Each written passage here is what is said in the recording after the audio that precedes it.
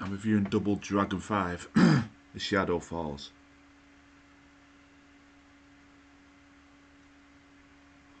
This is a PAL version of the game, my PAL copy. Obviously got released in the USA and I've got the PAL version.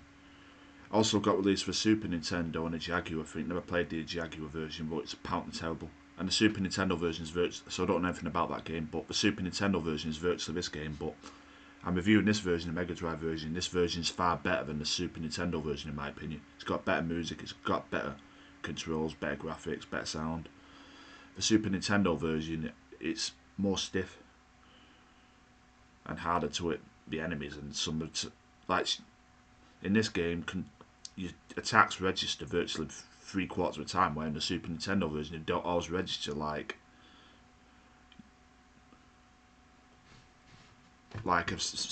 I've noticed when I play the Super Nintendo version, when I want to do a kick, sometimes it delays the kick for 3 seconds. Where in this version it doesn't. This version's way better if you want to play this game. Now about reviewing this game, I love the game. I mean, I'd give it an 8 out of 10. I think it's a really fun game. I mean, like Spider-Man Venom Separation Anxiety got a lot of stick, where I love the game, and I love this game. This game gets a lot of stick too, saying it's a terrible fighting game. It's just a clone of Mortal Kombat. Street Fighter 2, games like that, but it's obviously not as good as them games, but it's certainly, as good as fighting games like Rise of the Robots. Is better than that. It's better than the Bruce Lee story games. I love Bruce Lee, but them games are terrible. I mean, that game on the SNES and Genesis is terrible. It's a tribute to Bruce Lee, but they could have honoured his memory by making a better game than that. It got released on Super Nintendo and Genesis, Mega Drive. Bruce Lee story, I think it's called, but not very good. But this is a great game. Now you can control any character you want, but I normally just play with Billy Lee all the time. I mean, you can also be his brother, and you can also be other characters. Where if you play other characters, their story's different. Where the plot in the Billy Lee and Jimmy Lee, where you've got to kill the evil, I forget his name, but the evil geezer who's the Shadow Master, I think it is, where you've got to kill the Shadow Master and then you beat all his minions before him, and then you beat him and then you beat the game. And that's for quest mode and tournament mode. I think they're both the same, except they cut scenes. It's virtually the same game. So you can choose. It's virtually the same game. Whereas random characters in different places if you don't play in quest mode. Where you play in tournament mode, I think they're in random spots, if you know what I mean. But apart from that, it's the same gameplay. And one thing I did notice when I beat this game on easy on both, you can't fight the Shadow Master in quest mode. The geezer who tells you who your opponents are after every fight or before tells you need to train more to fight him, where in the tournament mode you can just fight him.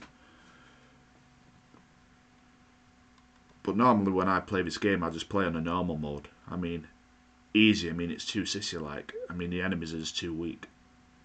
Where in normal they're not really difficult and they're not too easy, if you know what I mean. So, because I'm not too sissy, I don't want to be that sissy and playing easy, so I play normal. Oh, and it's one of them games where you've got to play in the hard mode to get the good ending pro. I've managed to beat it on pro. It's not that hard with Billy Lee. I don't know about other characters. I've only ever beat this game on pro with Billy Lee, and Billy Lee is my character who I've played it with in all the difficulties. I love this game. I'll come back to it. So yeah, if you want a good ending, you've got to play on pro or hard. Hard's hard, but pro's even harder. There's 4 difficulties: easy, normal, pro, and hard. But hard's third, and hard's the second hardest, and pro's the hardest. And obviously, pro's the hardest. The enemies are more tougher and smarter. And I beat on all 4 difficulties on the quest mode and the tournament mode with Billy Lee.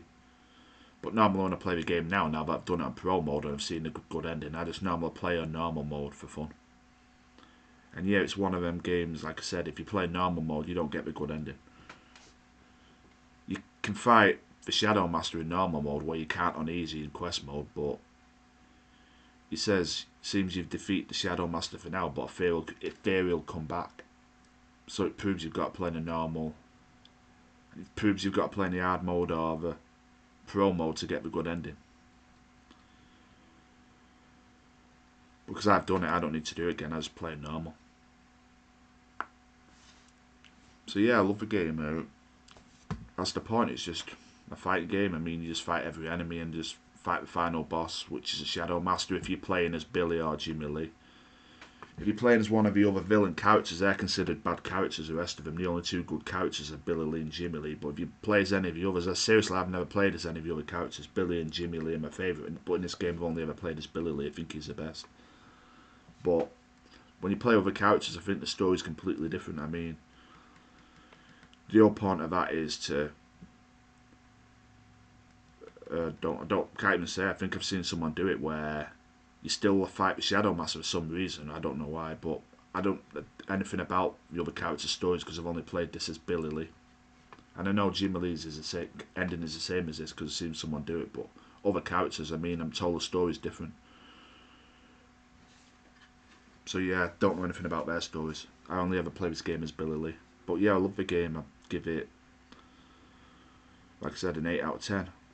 There's also a mode where you can press bosses, I think it says, where it just tells you every boss in the game information, and there's obviously a versus mode, 1 player v 2 player, and lastly there's a mode where you can pick, both players can pick a character and then the computers just fight each other and you can watch for fun if you want.